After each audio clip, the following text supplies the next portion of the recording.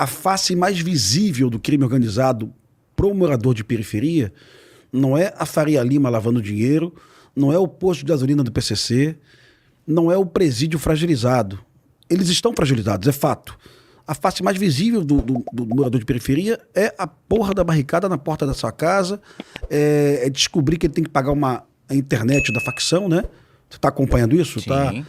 Hoje no Rio de Janeiro, o estado do Rio de Janeiro, hoje temos 37 municípios onde TIM, Claro e Vivo não conseguem vender internet, onde a internet pertence ao Comando Vermelho, e o morador de boa fé, ele não tem opção, porque ninguém vive sem internet. Então o morador que não é um bandido, ele está contribuindo mensalmente com a facção com R$109 por mês, é quanto a facção cobra.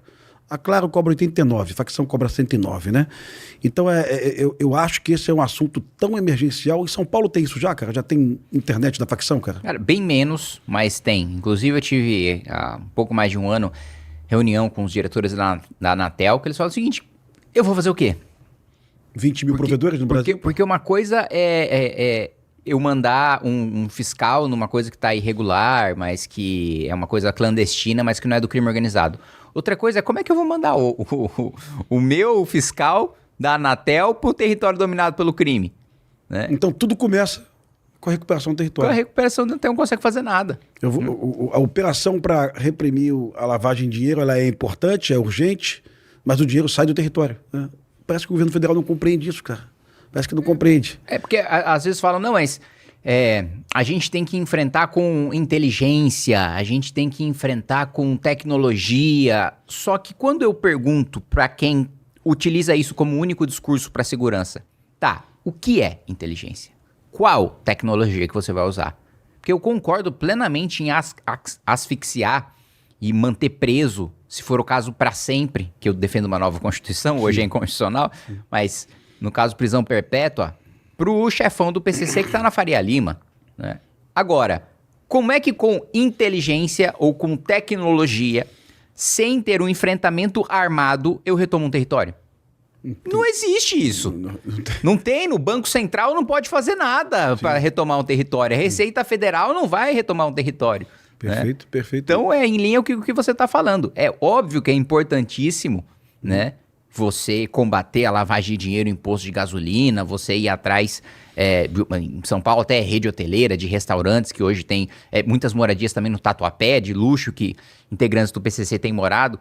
Agora, para retomar território, não tem outra alternativa, né? Ou você entra no conflito armado, ou você deixa aquele território lá. Eu conversei contigo hoje sobre um caso que me chocou na Bahia, um jovem bandido do Comando Vermelho, 17 anos, estava sendo enterrado, morreu em confronto com a polícia na cidade de Dias Dávila. E no meio do enterro, o caixão foi metralhado pela facção rival, pelo BDM. Chegou a ver isso? Sim, sim. Uma cidade que, à luz do dia, isso, a poucos metros de uma delegacia. Uma cidade onde você não consegue fazer um enterro, né? Se você não consegue fazer um enterro nessa cidade, você não consegue fazer um julgamento também, porque a facção domina essa cidade. Então, um júri de um assassino ali seria absolutamente inviável e perigoso, né? Eu uso esse caso de Dias Dávila na Bahia como a exemplificação do que é o território dominado. Eu lamento informar ao governador da Bahia, ao Jerônimo, que aquela cidade ali não pertence mais ao estado da Bahia. Isso é o visível. São Paulo não temos isso, né, Kim? Nenhuma cidade, né?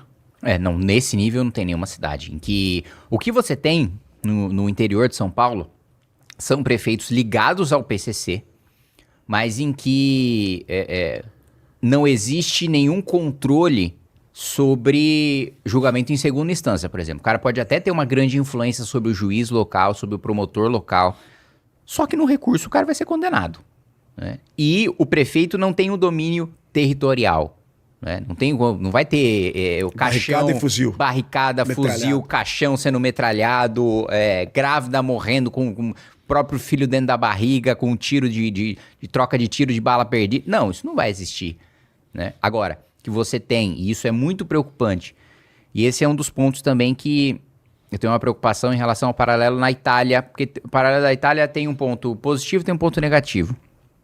O ponto negativo é de você estar muito próximo de um ponto em que não se sabe mais o que é crime e o que é Estado. Quando você tem uma infiltração tão grande, quando você tem tantos políticos ligados ao crime organizado, prefeitos, deputados, vereadores, enfim, todas as instâncias do poder, ministros ligados ao crime organizado. Quando você começa a ter juiz ligado ao crime organizado, promotor ligado ao crime organizado, chega num ponto que não tem mais controle, né? E eu acho que a gente caminha para esse ponto. Não estamos nele. Ainda é possível utilizar a estrutura do Estado, né, para exterminar o crime organizado. E o Estado tem a capacidade, né, bélica maior do que o crime, né? Há superioridade bélica para enfrentar o crime, né? Falta vontade política, falta você utilizar os instrumentos de maneira eficaz, falta a coragem para você defender instrumentos, como a gente defende o Estado de Defesa, que ninguém tem coragem, porque automaticamente a gente recebe a acusação de não, então vocês querem um estado de exceção, então vocês querem uma ditadura. Eu falo, não, meu amigo, eu quero retomar um território porque nós estamos num estado de guerra. E o estado de defesa foi feito exatamente para isso, para um estado de guerra, né? Mas outras pessoas têm medo desse tipo de crítica. Nós não temos, porque a gente tem completa capacidade de explicar e de rebater ponto a ponto tudo isso que é colocado. E o ponto positivo da experiência italiana, que eu acho que é parte do pontapé inicial para a reação, os membros da Suprema Corte, a classe política começou a perceber, opa, tá chegando na minha instância de poder. E aí, se é um cara ligado ao crime, não sou eu já ocupando essa cadeira. Sim. Aqui dentro do Congresso Nacional, no Senado, na Câmara, no Supremo Tribunal Federal, no Superior Tribunal de Justiça. Então, ou a gente toma uma medida radical para reverter esse cenário, e aqui eu tô falando de pessoas que não vão agir por razões republicanas, de pessoas que vão agir por sobrevivência, de gente corrupta mesmo do Centrão, ou dentro do Supremo, ou dentro do STJ, que vai falar, bom, eu sou ladrão, mas eu sou ladrão de colarinho branco. Né? Não sou um cara que mistura o colarinho branco com a arma na cinta, né? Esse cara ali, se eu não estiver no esquema dele, ele vai me matar, né? Então, essa reação da experiência italiana, que até ensejou depois a lei antimáfia, que endureceu muito o tratamento que a associação criminosa tinha lá e do que passou a ter, que no Brasil também esse é outro ponto também dos rigores, tanto do número de pessoas como da necessidade de você se reunir para cometer múltiplos crimes. Então, se for um crime, se o Ministério Público só conseguir comprovar que aquela associação é para um crime, não é associação criminosa. Né? Então, não é organização criminosa. Né? Na Itália isso mudou. Então, eu acho que ou a gente toma uma atitude muito rapidamente, ou em breve a gente vai chegar nesse ponto de inflexão em que não vai ser mais possível enfrentar o crime organizado, porque ele vai estar muito infiltrado na estrutura do Estado. Aí é revolução armada, aí não tem o que fazer. Eu separo didaticamente o crime organizado do narco-estado, né? Para ser didático, são várias definições. O crime organizado é a infiltração, o narco-estado é o Estado trabalhando para a facção. O Estado assumiu que ele é bandido, isso aconteceu com a Venezuela. Isso aconteceu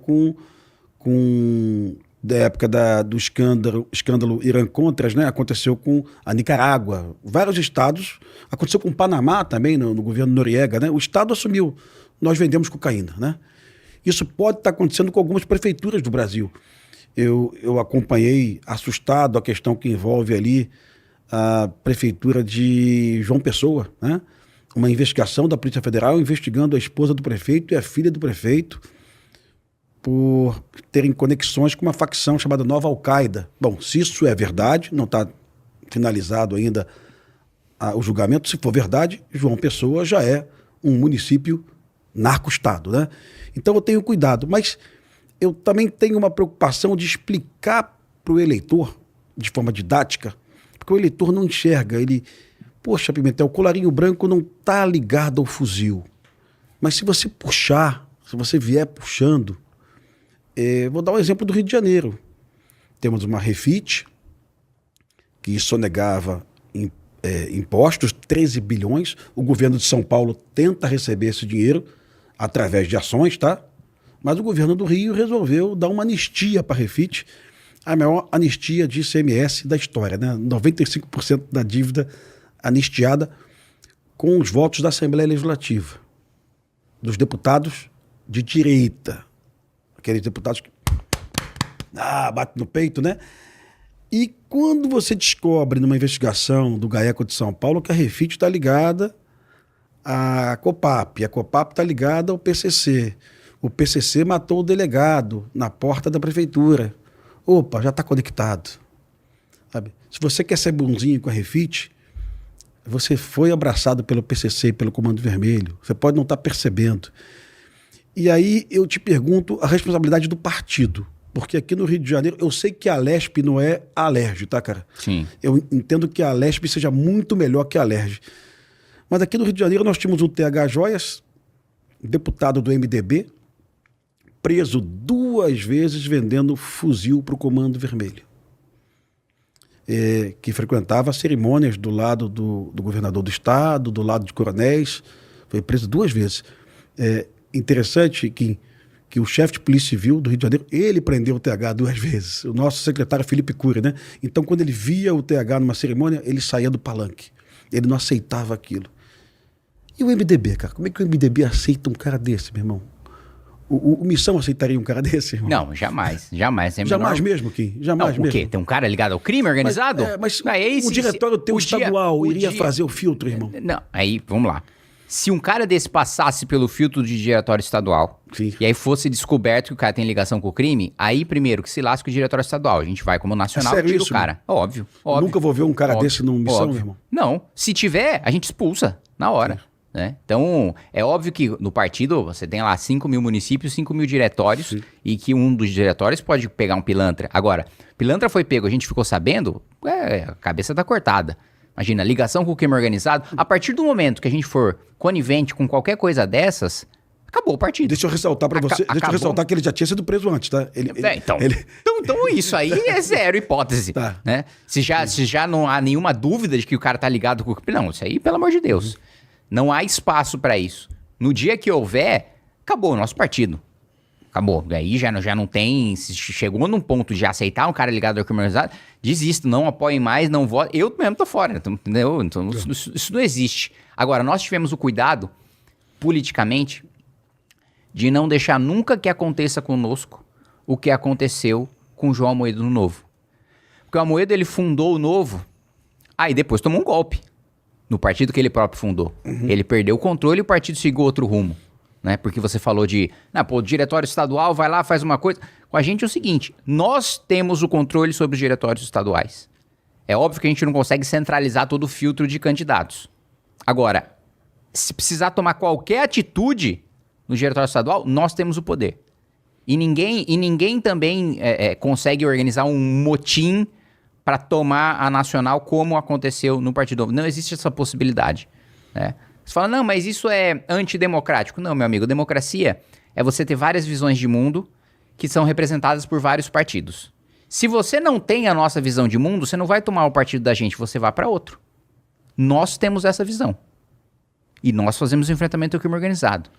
Tem um deputado estadual, um deputado federal, tem um vereador que a gente... Primeiro que se tiver condenação, mesmo denúncia, né, falando que o cara é do crime organizado, no mínimo ele vai ser afastado, depois vai ser expulso do partido. Depois que se for descoberto depois e o diretório não quiser tomar atitude, a gente vai tomar atitude no lugar do diretório.